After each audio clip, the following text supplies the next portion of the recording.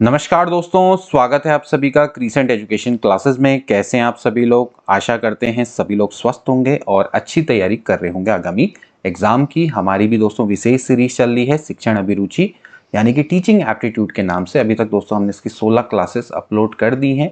अगर आपने दोस्तों प्रीवियस क्लासेस नहीं देखी हैं तो आप जरूर देखिए, क्योंकि दोस्तों हर क्लास आपस में इंटरकनेक्टेड होती है। अगर आप प्रीवियस क्लास नहीं देखते हैं, इस क्लास को डायरेक्टली देखते हैं, तो हो सकता है कि टॉपिक में आपके पकड़ ना बन पाए। तो इसलिए दोस्तों हमेशा प्रीवियस क्लासेस आपको सजेस्ट की जाती हैं, आप देखिए। उसी से दोस्तों आपकी इस टॉपिक पर जो सोच है वो डेवलप होगी। इसलिए किसी भी क्षेत्र में अगर आप दोस्तों थोड़ा अपनी सोच को विकसित करना चाहते हैं तो स्टार्टिंग से दोस्तों आपको बेसिक से पढ़ाई करनी चाहिए। धीरे धीरे आपकी सोच ऑटोमेटिकली वहां पर विकसित होते चली जाएगी। आज का दोस्तों जो टॉपिक है वो काफी महत्वपूर्ण है। उसका नाम है टीचिंग मेथड्स यानी कि शिक्षण विधियां। आप प्रवक्ता स्क्रीनिंग की प्रिपरेशन करते हैं, उत्तराखंड एलटी की प्रिपरेशन या फिर सीटीटी, यूटीटी, डीएलएड, सभी जगह दोस्तों ये टॉपिक पूछा जाता है। महत्वपूर्ण क्लास दोस्तों आज की होने वाली है। पूरी क्लास को देखें, जब भी क्लास देखते हैं तो पूरी देखें, तभी जाके दोस्तों आपको ये पूरा टॉपिक अच्छे से समझ में आएगा। तो चलिए दोस्तों आज की क्लास को शुरू करते हैं। दोस्तों आज हम पढ़ने वाले हैं शिक्षण विधियों के बारे में, यानी कि टीचिंग मेथड्स के बारे में। अब देखिए, जो शिक्षण विधियां हैं ये दोस्तों पूरी की पूरी शिक्षक की योग्यता पर डिपेंड करती है कि कौन सी विधि को अपनाया जाए। शिक्षण विधियों का प्रयोग एक शिक्षक क्यों करना चाहता है? वो इसलिए करना चाहता है ताकि उसका शिक्षण प्रभावशाली हो। लेकिन इनको चुनने के लिए दोस्तों आपको आपके कंटेंट की नेचर को पहचानना पड़ेगा। आप क्या विषय वस्तु पढ़ाने जा रहे हैं उसके प्रकृति को आपने समझना पड़ेगा, ठीक है। इसके अलावा एक शिक्षक है उस पर भी दोस्तों निर्भर करता है। लेकिन फिर भी हम ये कह सकते हैं कि जो शिक्षण विधियां हैं दोस्तों वो आपके पाठ्य वस्तु के प्रस्तुतिकरण से संबंधित है, यानी कि उसके रिप्रेजेंटेशन से संबंधित है। अब प्रस्तुतिकरण करने के लिए कुछ प्रमुख पद्धतियां अपनाई जाती हैं और उन पद्धतियों के अंदर बहुत सारी शिक्षण विधियां रहती हैं। अभी दोस्तों हमने यहाँ पर 4 पद्धतियां लिखी हैं और इसके अंदर जो महत्वपूर्ण शिक्षण विधियां हैं उनके बारे में मैं आपको बताऊंगा। इसके बाद डिटेल में डिस्कस करेंगे कि भाई कितनी शिक्षण विधियां हो सकती हैं और उनके बारे में डिटेल में परिचर्चा करेंगे। तो देखिए, सबसे पहले बात आती है कथन विधि की। कथन विधि का मतलब है कि जहां पर भाषा का बहुत ज्यादा प्रयोग होता है। तो इसमें दोस्तों जैसे व्याख्यान विधि आती है, परिचर्चा विधि आती है, कहानी सुनाना, स्टोरी टेलिंग मेथड दोस्तों ये इसके अंतर्गत आती है। इसके अलावा दृश्य विधि, जहां पर आपको देखना होता है, तो इसमें डिमॉन्स्ट्रेशन पाठ प्रदर्शन विधि है, पाठ्य पुस्तक विधि है, पर्यवेक्षित अध्ययन विधि है, मतलब कि छात्रों को देखना होता है, आप बताते चले जाते हैं। इसके अलावा आती है क्रिया विधि। क्रिया विधि में जहां पर करके सीखने वाली बात आती है, तो इसमें प्रोजेक्ट विधि है, समस्या समाधान विधि, आधुनिक विधियां हैं दोस्तों ये, ठीक है। इसके अलावा बौद्धिक विधि, जहां पर क्या होता है कि बौद्धिक ज्ञान का ज्यादा प्रयोग होता है, बुद्धिमत्ता का ज्यादा प्रयोग होता है। इसमें आपकी आगमन विधि, निगमन, विश्लेषण, संश्लेषण विधियां दोस्तों इसके अंतर्गत आती हैं। तो आप रिप्रेजेंटेशन के आधार पर प्रमुख 4 पद्धतियों में शिक्षण विधियों को डिवाइड कर सकते हैं। उसके अंदर various kind of teaching methods आती हैं। अब दोस्तों हम पढ़ेंगे प्रमुख शिक्षण विधियों के बारे में, एक एक करके दोस्तों मैं इनके बारे में आपको बताऊंगा। सबसे पहली जो दोस्तों मेथड आती है उसका नाम है कथा कथन विधि, यानी कि स्टोरी टेलिंग मेथड।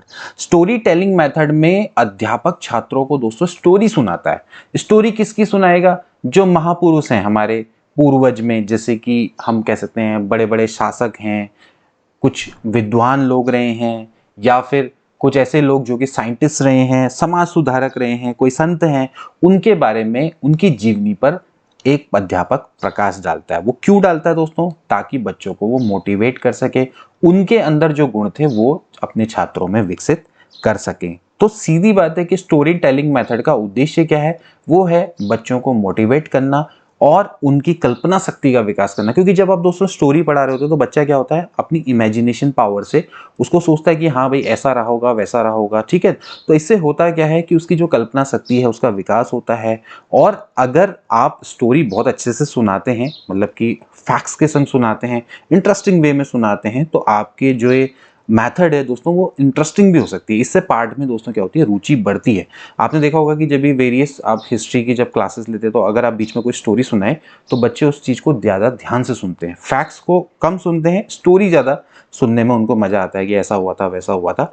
तो इसीलिए क्या है कि इसमें छात्रों को एक तरह से इंटरेस्टिंग बनाना है, अपने टॉपिक को छात्रों के लिए रुचिकर बनाना है। इसके अलावा उनकी कल्पना शक्ति का विकास करना है।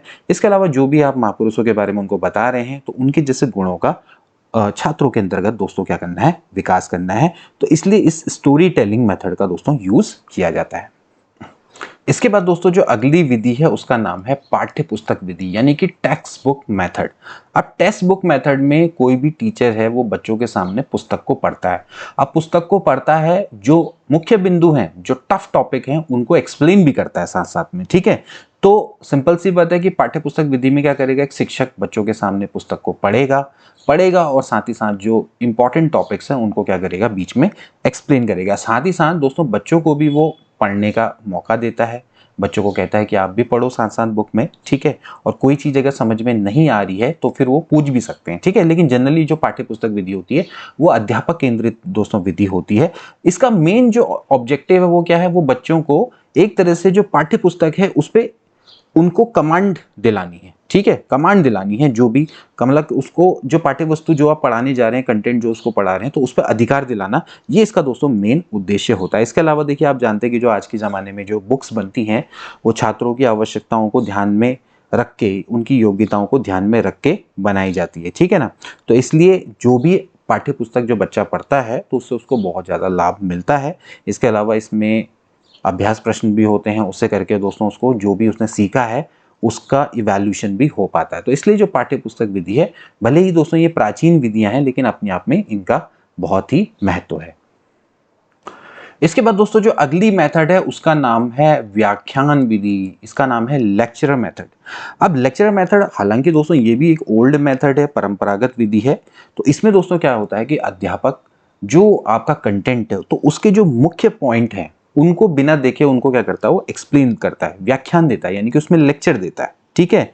और साथ ही साथ बीच बीच में छात्रों के जितनी भी समस्या हैं उनका भी समाधान करता रहता है। और साथ ही साथ दोस्तों जो मुख्य बिंदु हैं उनको वो एक्सप्लेन करता है, बीच बीच में छात्रों से भी प्रश्न पूछ सकता है, ठीक है ना। तो कोई भी दोस्तों जब कोई भी एक शिक्षक है वो अगर जब लेक्चर देता है तो पूरी तरह से दोस्तों क्या होना चाहिए, लॉजिकल होना चाहिए, क्रमबद्ध होना चाहिए, मतलब कि उसमें कोई क्रम होना चाहिए, ठीक है। और इंटरेस्टिंग होना चाहिए, आकर्षक होना चाहिए, ठीक। तो इस लेक्चर मेथड का क्या यूज है, लेक्चर मेथड का सबसे बड़ा यूज है दोस्तों कि आप एक बहुत बड़ा, जब आप एक लेसन पढ़ाने जाते हैं तो बहुत कम समय में वो जल्दी से समझ में आ जाता है। जैसे कि मैं क्या कर रहा हूँ, मैं लेक्चर मेथड का तो यूज कर रहा हूँ। मैं आपको क्या है कि जितनी प्रमुख शिक्षण विधियां मैं आपको पढ़ा रहा हूँ, मुख्य मुख्य बिंदु में दोस्तों आपको इसके पढ़ा रहा हूँ। इसके अलावा आपको लेक्चर के माध्यम से समझा रहा हूँ जो टफ टॉपिक है, और ये बहुत बड़ा टॉपिक है तो उसको बहुत कम समय में इसको पूरा करने का प्रयास कर रहा हूँ। तो यही दोस्तों आपकी क्या कहलाती है, लेक्चरर मेथड कहलाती है। बीच बीच में दोस्तों आपको उदाहरण भी दिए जाते हैं। तो ये दोस्तों इससे आपको क्या होता है कि जो कंटेंट है वो बहुत आसानी से समझ में आ जाता है। तो इसीलिए जो लेक्चरर मेथड है, हालांकि पुरानी मेथड है, परंपरागत विधि है, लेकिन one of the most important दोस्तों मेथड है टीचिंग की। इसके बाद दोस्तों अगली जो मेथड है इसका नाम है पाठ प्रदर्शन विधि यानी कि डिमॉन्स्ट्रेशन मेथड। अब डिमॉन्स्ट्रेशन मेथड में क्या करेगा शिक्षक दोस्तों, जो भी पाठ में दिया हुआ है उसको दोस्तों करके दिखाता है, क्रिया करके दिखाता है।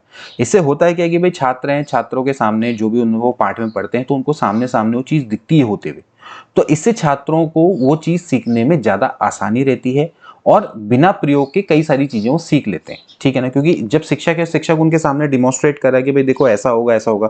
कोई साइंस का कोई टॉपिक उठाया तो उसमें जो शिक्षक है दोस्तों उनको बता रहा है, मॉडल के सारे बता सकता है, या फिर कोई और चीज किसी भी और शिक्षण सहायक सामग्री का प्रयोग कर सकता है। तो एक तरह से बच्चों को प्रदर्शन करके वो दिखा रहा है कि देखो ऐसे होता है, ऐसे होता है, ऐसे होता है। तो इससे क्या होता है कि जो छात्र हैं वो हर चीज को अपने सामने होता हुआ देखते हैं, सामने होता हुआ जब वो देखते हैं, यानी कि उनकी इंद्रियों का प्रयोग होता है, दृश्य इंद्रिय का प्रयोग होता है, इसके अलावा सुन भी रहे हैं, श्रव्य इंद्रिय का भी प्रयोग हो रहा है। तो इससे दोस्तों जो सीखा हुआ ज्ञान है वो अधिक स्थायी होता है और आसान होता है, बहुत आसान से उसको सीख लिया जाता है। तो इसलिए डिमॉन्स्ट्रेशन मेथड का दोस्तों यहाँ पर यूज किया जाता है। बीच बीच में दोस्तों क्या है कि उदाहरण भी दिए जाते हैं, लेक्चर मेथड का भी यूज होता है। भाई जब आप डिमॉन्स्ट्रेशन कर रहे होते हैं तो साथ साथ जो इंपॉर्टेंट पॉइंट्स हैं उनको भी बताते हैं। तो ये जो विधि है दोस्तों अपने आप में एक बहुत महत्वपूर्ण और ज्यादा इससे बेटर विधि है। इसके बाद दोस्तों जो अगली मेथड है उसका नाम है अनुवर्ग शिक्षण विधि यानी कि ट्यूटोरियल टीचिंग मेथड। अब देखिए जो ट्यूटोरियल टीचिंग मेथड है या फिर अनुवर्ग शिक्षण विधि है, इसमें होता क्या है कि इसमें दोस्तों जो कक्षा के जो छात्र होते हैं उनको उनकी योग्यताओं के अनुसार छोटे छोटे अनुवर्ग में डिवाइड कर जाता है। अनुवर्ग का मतलब इस तरह से कह सकते हैं कि एक छोटे छोटे ग्रुप बना दिए, ठीक है, छात्रों की योग्यताओं के अनुसार। जैसे कि आपको पता है कि भाई ये सारे अच्छे योग्य छात्र हैं तो इनको एक साथ बना दिया ग्रुप। अब कुछ आपको पता है कि भाई मध्यम स्तर के छात्र हैं तो इनको एक साथ बना दिया ग्रुप, फिर निम्न स्तर के छात्र और कुछ ऐसे हैं कि जो जड़ बुद्धि टाइप के हैं, तो योग्यताओं के अनुसार दोस्तों क्या कर देते हैं आप, छोटे छोटे आप क्या बना देते हैं, ग्रुप बनाते हैं। इससे होता क्या है कि जो शिक्षक है वो छात्रों को पर्सनली देख पाता है, एक एक छात्र की आपको समस्या का पता लग पाता है। और क्योंकि दोस्तों ये ट्यूटोरियल यानी कि अनुवर्ग में बटे हुए हैं, तो इससे क्या हो सकता है कि आप सामूहिक शिक्षण भी दे सकते हैं। अब आपको पता है कि यहाँ पर जो छात्र हैं वो काफ़ी योग्य हैं, तो इनके लिए क्या है कि केवल गाइडेंस की आवश्यकता होगी, तो इनको आप केवल गाइडेंस देंगे तो ये जल्दी जल्दी तुरंत सीख लेंगे। यहाँ पर हो सकता है कि मध्यम स्तर के छात्र हैं तो आपको हो सकता है कि यहाँ पर थोड़ा ज़्यादा मेहनत करनी पड़ेगी, इनको थोड़ा गाइडेंस देंगे, थोड़ा परामर्श देंगे, इनके संग सहानुभूति रखेंगे तो जल्दी काम करेंगे। इसके अलावा यहाँ पर है तो यहाँ पर आपको थोड़ा और ज़्यादा मेहनत करनी पड़ेगी। तो इस तरह से अनुवर्ग शिक्षण प्रणाली को चलाया जाता है। इसके बाद दोस्तों जो अगली मेथड है उसका नाम है प्रश्नोत्तर विधि यानी कि क्वेश्चनिंग मेथड। अब इस विधि के प्रवक्ता कौन है दोस्तों, सुकरात, ठीक है। इस विधि को दोस्तों इन्होंने ही बनाया था, प्रवर्तक। तो इनके द्वारा दोस्तों ये पहले से ही माना गया है कि आत्मा को पहले से ही सभी ज्ञान होता है, फिर धीरे धीरे प्रश्नों के माध्यम से उस ज्ञान को अचेतन मन से चेतन मन में लाया जाता है। तो इस विधि में दोस्तों कोई भी शिक्षक है वो प्रश्नोत्तर के माध्यम से ही अपने पाठ को प्रस्तुत करता है, ठीक है। मतलब कि छात्रों से प्रश्न पूछता है, पहले उनके पूर्व ज्ञान के बारे में पता लगाता है, फिर धीरे धीरे धीरे करके उनको प्रश्नोत्तर के माध्यम से ही नवीन ज्ञान की ओर को ले जाता है। अब देखिए जो प्रश्नोत्तर विधि का सबसे बड़ा फायदा क्या है, एक तो इससे दोस्तों कभी भी अनुशासन की समस्या नहीं आती, क्योंकि छात्र उनको पता है कि मुझसे लगातार प्रश्न पूछे जा रहे हैं, तो पहली बात तो अनुशासन की समस्या नहीं आएगी, छात्र हमेशा क्या रहेंगे, अनुशासित रहेंगे। दूसरा वो एक्टिव रहेंगे, ठीक है, क्योंकि उनको पता है कि भाई हमसे प्रश्न पूछे जा रहे हैं लगातार, ठीक है। इसके अलावा देखिए अगर वो सही प्रश्न देते हैं तो फिर शिक्षक के द्वारा उनको पुनर्बलन दिया जाता है। अगर पुनर्बलन मिलेगा यानी कि रेनफोर्समेंट की, उससे बोला जाए कि हाँ बेटा बहुत अच्छा, बहुत बढ़िया आपने आंसर किया, तो इससे क्या होता है कि उस अनुक्रिया के बढ़ने की संभावना ज्यादा हो जाती है। मतलब दोबारा से वो अनुक्रिया, दोबारा से उसका जो रिस्पॉन्स होगा वो बहुत अच्छा होगा और ज्यादा वो क्या करेगा, मेहनत करेगा, ठीक है। तो इसलिए जो प्रश्नोत्तर विधि होती है ये अपने आप में बहुत अच्छी मेथड होती है। सीधी बात है कि अपने कंटेंट को आपने प्रश्नोत्तर के माध्यम से प्रस्तुत करना है, फिर धीरे धीरे प्रश्न पूछते पूछते ही छात्रों से अपने जो पाठ है उसको आगे बढ़ाना है, ठीक है। तो ये दोस्तों यहाँ पर इस मेथड का एक्चुअली मेन तरीका है। अगली दोस्तों जो प्रमुख शिक्षण विधि है उसका नाम है परिचर्चा विधि यानी कि डिस्कशन मेथड। डिस्कशन मेथड का मतलब ये है कि किसी भी मुद्दे पर इसमें छात्र आपस में, ठीक है, आपस में या फिर अध्यापक और छात्र है वो आपस में किसी मुद्दे पर क्या कर सकते हैं, चर्चा कर सकते हैं, ठीक है। अगर कोई इसमें औपचारिक चर्चा है, कोई परिचर्चा अगर औपचारिक है तो पहले से ही दोस्तों इसके जो उद्देश्य हैं और ये इसकी जो प्रोसेस है वो पहले से प्री डिसाइडेड रहती है, ठीक है ना। लेकिन अगर ये अनौपचारिक टाइप की है, इनफॉर्मल टाइप की अगर आप डिस्कशन कर रहे हैं तो फिर इसमें कुछ भी निर्धारित नहीं होता है, ठीक है ना। तो इसमें होता क्या है कि जब आप डिस्कशन करते हैं तो इससे लीडरशिप जो क्वालिटी है वो दोस्तों छात्रों में विकसित होती है, ठीक है ना। और इसके अलावा जो छात्र हैं उनकी जो अभिवृत्ति है या फिर उनका अभिरुचि है दोस्तों इसके बारे में भी पता लगाया जाता है। परिचर्चा विधि में यही होता है कि आप आपस में डिस्कस करते हैं, कोई चीज़ अगर आपको पसंद नहीं है तो आप उसकी आलोचना करते हैं, ठीक। तो इससे आपका क्या होता है, जो लीडरशिप की जो क्वालिटी होती है वो आपकी डेवलप होती है, क्योंकि इसमें छात्र ही वो आपस में ही परिचर्चा कर रहे होते हैं। इसमें छात्रों को ही स्वयं आगे आके दूसरे की आलोचना करनी होती है, ठीक है, या उसको सही क्या है गलत क्या है ये बताना होता है। तो डिस्कशन जो मेथड है एक तरीके से लीडरशिप क्वालिटी को डेवलप करती है और इसके अलावा इससे छात्र के एटीट्यूड और एप्टीट्यूड के बारे में भी पता लगता है। इसके बाद दोस्तों जो नेक्स्ट मेथड है उसका नाम है अन्वेषण विधि यानी कि ह्यूरिस्टिक मेथड। दोस्तों बड़ी महत्वपूर्ण मेथड है। इस मेथड में दोस्तों क्योंकि जो छात्र है वो स्वयं अपने खोज के द्वारा अपनी समस्या का समाधान प्राप्त करता है, समस्या का समाधान प्राप्त करेगा तो ज्ञान भी मिलेगा उसको। तो इसमें दोस्तों यही होता है कि कोई भी शिक्षक है वो छात्रों के सामने समस्यात्मक परिस्थिति को रखता है, साथ ही साथ उनको ये भी बताता है कि उसका समाधान कैसे होगा, कहाँ से प्राप्त होगा, ठीक है। अब कोई भी जो छात्र है दोस्तों इसमें इंडिविजुअली प्रयास और त्रुटि के द्वारा क्या करता है, समस्या का समाधान इसमें ढूंढता है, ठीक। इसमें परिकल्पना बनाई जाती है, हाइपोथेसिस बनाई जाती है, उनकी भी जांच की जाती है। तो इससे दोस्तों क्योंकि छात्र स्वयं अपने अन्वेषण के द्वारा ज्ञान प्राप्त करता है तो इसलिए उसका जो सेल्फ कॉन्फिडेंस है वो भी काफ़ी हाई रहता है। ठीक है, तो ये दोस्तों विधि है जो छात्रों में आत्मविश्वास पैदा करती है और इसमें जो छात्र है वो स्वयं अपने अन्वेषण के द्वारा ज्ञान को प्राप्त करता है या फिर ज्ञान की खोज करता है। ठीक है, तो ये एक तरह की दोस्तों क्या है, अनुसंधान विधि है। इसमें क्या होता है, रिसर्च होती है। तो बड़ी दोस्तों महत्वपूर्ण मेथड है ये। एक तरह की क्या है, व्यक्तिगत मेथड है, क्योंकि इसमें एक छात्र है वो इंडिविजुअली क्या करता है, रिसर्च करता है। ठीक, इसके बाद दोस्तों अगला आता है परियोजना विधि यानी कि प्रोजेक्ट मेथड। इसके दोस्तों प्रतिपादक हैं किलपैट्रिक। ठीक है, किलपैट्रिक इसके प्रतिपादक हैं। परियोजना विधि दोस्तों क्या है, ये भी दोस्तों एक तरह से अन्वेषण विधि की तरह ही है। बस इसमें क्या है कि इसमें छात्र सामूहिक रूप से कार्य करते हैं। जैसे कि ऊपर वाले में क्या कर रहा था, छात्र इंडिविजुअली अनुसंधान करता है, यहाँ पर कोई छात्र हैं वो सामूहिक रूप से किसी प्रोजेक्ट को पूरा करते हैं। प्रोजेक्ट क्या है कि भाई कोई भी समस्या हो सकती है, चाहे वो समाज से संबंधित हो या आपके स्कूल से संबंधित हो। अब उस समस्या का समाधान छात्र मिलकर पूरा करते हैं, एक प्रोजेक्ट बनाते हैं। ठीक है, तो जो भी आपका प्रोजेक्ट जब पूरा होता है, ठीक है, तो हम बोलते हैं कि आपका जो परियोजना है वो पूरी हो चुकी है। उस प्रोजेक्ट के आधार पर ही आपको कुछ ना कुछ समस्या का समाधान मिलता है, जो भी आपको निष्कर्ष है वो आपसे मिलता है। ठीक है ना, तो यहाँ पर ध्यान रखना है कि छात्र सामूहिक रूप से कार्य करते हैं, जबकि ऊपर क्या है, छात्र व्यक्तिगत रूप से कार्य करता है। ठीक है, अब यहाँ पर जो अन्वेषण है उसकी समस्याएं जनरली काल्पनिक होती हैं। ठीक है, जबकि परियोजना की जो समस्याएं होती है वो वास्तविक होती हैं, रियलिस्टिक होती है। तो यहाँ पर दोस्तों इमेजिनरी है, ठीक है, जबकि यहाँ पर क्या है, रियलिस्टिक है। जो भी समस्याएं हैं वो आपकी क्या होंगी, रियलिस्टिक होती। इसके बाद दोस्तों जो अगली मेथड आती है उसका नाम है ऐतिहासिक खोज विधि यानी कि डिस्कवरी मेथड। अब देखिए जैसे कि नाम से पता लग रहा है दोस्तों, ये भी एक तरह की अन्वेषण विधि में से ही एक है, लेकिन दोस्तों इस विधि से थोड़ा सा डिफरेंस है। देखिए जो अन्वेषण विधि है उसका प्रयोग ज्यादातर साइंस में होता है, साइंस के सब्जेक्ट्स में होता है। ठीक है, जबकि इसका जो प्रयोग है ज्यादातर कहाँ होता है, सामाजिक विषय में होता है, लाइक इतिहास, भूगोल में। ठीक, अब जैसे कि नाम से पता लग रहा है कि ऐतिहासिक खोज विधि, तो दोस्तों इसका संबंध सीधे सीधे किससे है, पास्ट से, अतीत से। ठीक है, जबकि इसका जो संबंध होता है वो किससे होता है, प्रेजेंट से, यानी कि जो प्रेजेंट में चल रहा है। ठीक, तो ऐतिहासिक खोज विधि में दोस्तों होगा क्या कि आपको अतीत की घटनाओं का दोस्तों आपने, सिंपल ही बात है, उसका अन्वेषण करना है। ठीक है, जबकि अन्वेषण का मतलब क्या है, अभी से संबंधित है। ठीक है, तो यहां पर आपने रिसर्च करनी है अतीत में जो जो घटनाएं हुई और उसके आधार पर दोस्तों आप क्या करते हैं, निष्कर्ष निकालते हैं।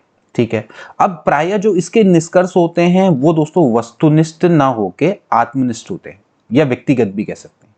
ठीक है, व्यक्तिगत, क्योंकि हर व्यक्ति है उसको अलग अलग तरीके से क्या करता है, डिफाइन करता है। ठीक है, जबकि अन्वेषण विधि में जो निष्कर्ष निकलते हैं वस्तुनिष्ठ होते हैं, यानी कि सबके लिए एक होते हैं। ये भी आपने समझना है।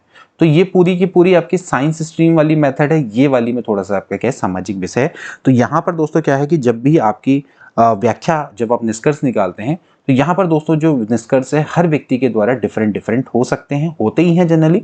जबकि अन्वेषण विधि में जो निष्कर्ष निकलते हैं वस्तुनिष्ठ हैं, जो कि सबके लिए क्या होते हैं, समान होते हैं। तो यहाँ पर दोस्तों आपको क्या है, पुस्तकों का ज्यादा प्रयोग होता है, पुस्तकों का, क्योंकि आपको विभिन्न प्रकार की पुस्तक पढ़नी पड़ती है। भाई ऐतिहासिक खोज करने जा रहे हो, आप जानना चाह रहे हो कि भाई अकबर का साम्राज्य कैसा था, तो उसके लिए आपको बुक्स पढ़नी पड़ेगी ना, पुरानी। तो वो आपका क्या है, एक तरह से ऐतिहासिक खोज विधि के अंतर्गत आपको बुक्स पढ़नी पड़ेंगी बहुत सारी। ठीक है, इसके बाद दोस्तों जो अगली मेथड है उसका नाम है भूमिका निर्वहन विधि यानी कि रोल प्लेइंग मेथड। अब रोल प्लेइंग मेथड का मतलब यह है कि आप किसी की भूमिका का निर्वहन करेंगे। इसमें छात्रों से बोला जाता है कि आप एक टीचर की भूमिका को निभाइए। ठीक है, या फिर हो सकता है कि किसी कोई घटना है उसमें कोई पात्र है उसकी भूमिका को निभाने के लिए बोला जाए। ठीक है, अब इससे होता क्या है कि कोई भी जो छात्र है जब वो शिक्षक की भूमिका निभाता है तो जो बाकी के छात्र होते हैं, जो रिमेनिंग छात्र हैं, वो दोस्तों उसका ऑब्जर्वेशन करते हैं, यानी कि परीक्षण करते हैं। तो पहली उनकी परीक्षण की क्षमता बढ़ती है, फिर वो बताते हैं कि भाई तुम्हारे अंदर ये कमियां हैं या फिर ये अच्छाइयां हैं। ठीक है, तो इससे क्या है, एक तो पहले इनकी परीक्षण की क्षमता बढ़ती है। ठीक है, कि और दूसरा क्या होते हैं, ये हमेशा क्रियाशील रहते हैं, क्रियाशीलता बढ़ती है। आप शिक्षक देखेंगे, एक छात्र है वो देखेंगे कि वो उन्हीं के बीच का एक छात्र है वो टीचर का रोल निभा रहा है, तो एज ए टीचर वो किस तरह से कार्य कर रहा है, तो वो उसका ऑब्जर्वेशन करते हैं, फिर उसके बाद बताते हैं कि भाई उसमें क्या क्या कमियां हैं। ठीक, तो इसलिए दोस्तों ये जो मेथड है, ये मेथड एक तरह से ऑब्जर्वेशन पावर को बढ़ाने के लिए, इसके अलावा बच्चों को क्रियाशील बनाने के लिए इस मेथड का यहाँ पर यूज किया जाता है। ठीक है, तो ये काफी महत्वपूर्ण है। इसके बाद दोस्तों जो अगली मेथड है उसका नाम है ब्रेनस्टॉर्मिंग मेथड।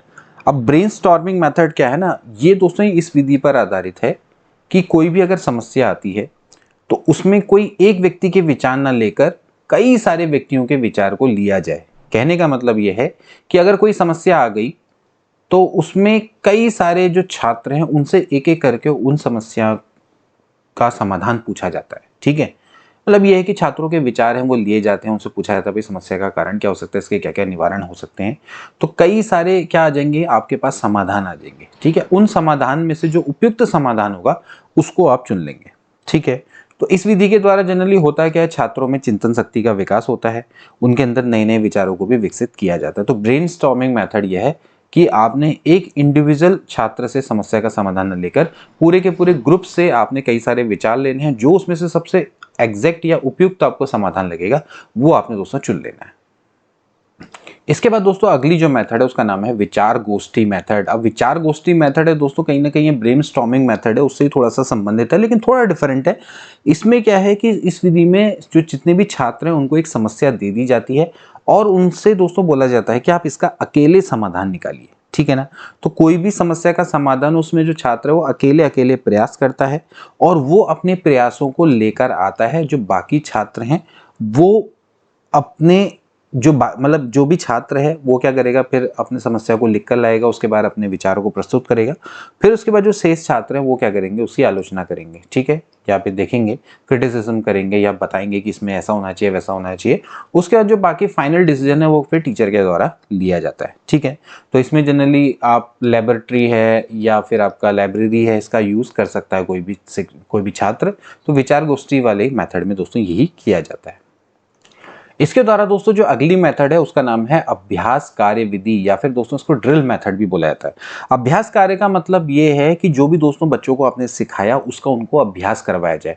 तो उससे संबंधित दोस्तों उनको प्रश्न दिए जाते हैं कक्षा में। जैसे कि आपने कोई मैथ्स का टॉपिक पढ़ाया, उसके बाद बच्चों को आपने वहीं कक्षा में प्रश्न दे दिए। तो अभ्यास कार्य क्या है, बच्चों के द्वारा कक्षा में ही किया जाता है। ठीक है, गृह कार्य कक्षा के बाद घर में किया जाता है। तो अभ्यास कार्य का मतलब क्या है कि भाई बच्चों को जो भी आपने नियम सिद्धांत सिखाए उनका अनुप्रयोग सिखाना, उनका यूज करना सिखाया। हो सकता है कि नवीन परिस्थितियां, नई समस्याएं, वहां पर भी वो उनका यूज कर सके। तो अभ्यास कार्य का जो मेन उद्देश्य दोस्तों, कोई भी जो आप सिखा रहे हैं चीज उसको स्थायी करना है और बच्चों को एक तरह से क्रियाशील भी बनाना है। इसके अलावा बच्चों को नवीन समस्याओं के समाधान के लायक भी बनाना है। तो अभ्यास कार्य विधि का प्रयोग शिक्षक के द्वारा किया जाता है।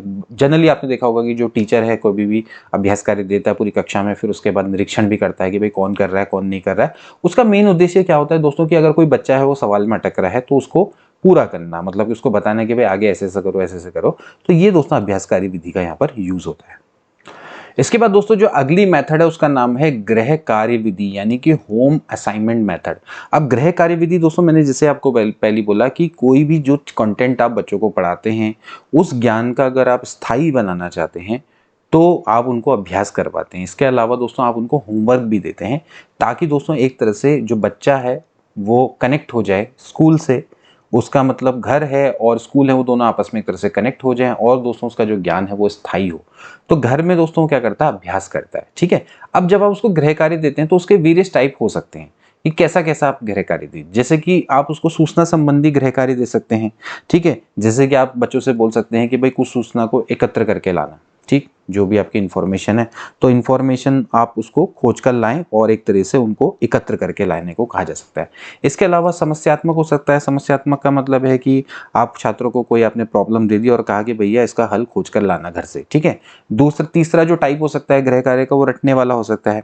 मतलब आप चाहते हो कि बच्चे से कि भाई तुम एक काम करना, ये मैं कविता कह रहा हूँ, ये कविता कल रट के लाना, याद करके लाना। ठीक है, या फिर कोई भी कंटेंट है उसको याद करके लाना। ठीक, तो इसलिए दोस्तों इसको क्या बुलाता है, इसको बोलते हैं रटने वाला गृह कार्य। तो इसमें लिख के नहीं लाना होता है कि आपको मौखिक रूप से हो सकता है कि जो शिक्षक है वो अगले दिन छात्र से पूछे तो उसको वो चीज याद है या नहीं है।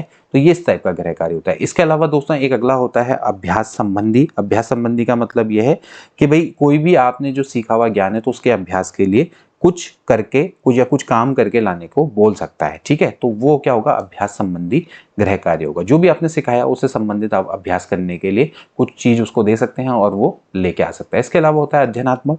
अध्ययनात्मक का मतलब ये है कि आप उससे बच्चे से बोल सकते हैं कि इस पुस्तक को पढ़ के लाना, ठीक है, और या फिर किसी विषय पर आप कह सकते हैं कि भाई निबंध लिख कर लाने को कहा जा सकता है। तो इसको दोस्तों हम क्या बोलते हैं, अध्ययनात्मक। तो जिससे क्या होगा कि बच्चा घर में जाएगा, कुछ पढ़ेगा, पुस्तकें पढ़ेगा, उसके अलावा कुछ निबंध है उसको लिखने का प्रयास करेगा। तो इसको क्या बोलते हैं, अध्ययनात्मक गृह कार्य बोला जाता है।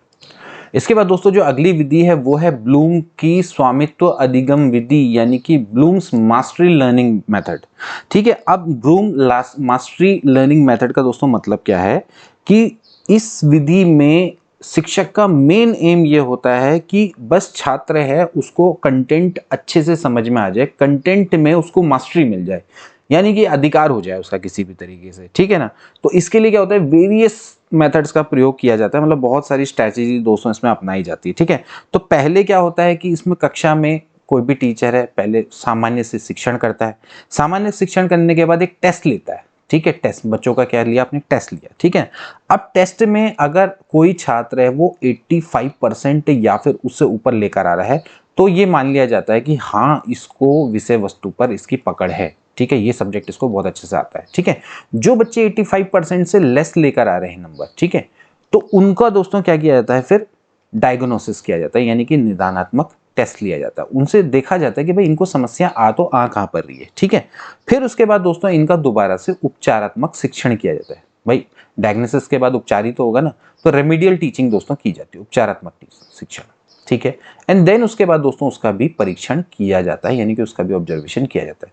तो आप देख सकते हैं कि इसका मेन उद्देश्य क्या है कि भैया जो बच्चे हैं उनको मास्टर बनाना एक तरह से अपने सब्जेक्ट का। ठीक, तो इसमें करना क्या है, पहले इसमें टेस्ट लिया जाएगा, फिर देखेंगे कि भैया कोई बच्चा है उसका अगर 85% या उससे ज़्यादा आ रहे हैं तो इसका मतलब है कि इनको तो बहुत अच्छे से कंटेंट आता है। जिसको लेस आ रहे हैं तो उनको दोस्तों उनका निदानात्मक टेस्ट लेना, उनकी समस्याओं का पता लगाना है, उसके बाद फिर उसमें उपचार करना, रेमेडियल टीचिंग करनी है, ये दोस्तों किया जाता है। तो ये है दोस्तों आपका ब्लूम मास्टरी लर्निंग मैथड दोस्तों उसको बोला जाता है। ठीक है, इसके बाद दोस्तों जो अगली मेथड है उसका नाम है दोस्तों आगमन विधि, यानी कि इंडक्टिव मेथड। अब इंडक्टिव मेथड दोस्तों एक one of the most important method में से एक है दोस्तों। ये आपकी इसको आप इस तरह से कह सकते हैं बौद्धिक विधि है, बौद्धिक पद्धति का दोस्तों इसमें प्रयोग किया जाता है।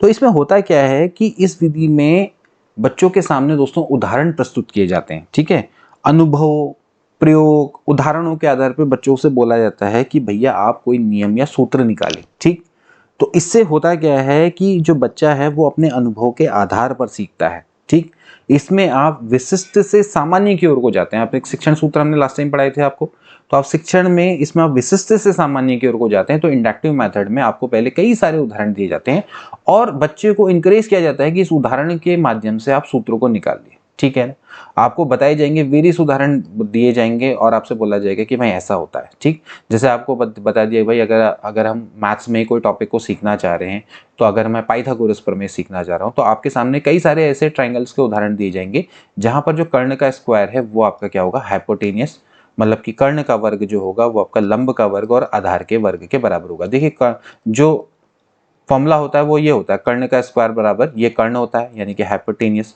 ये बेस होता है आधार, और ये आपका क्या होता है, लंब होता है। ठीक है, इसको हम बोलते हैं परपेंडिकुलर।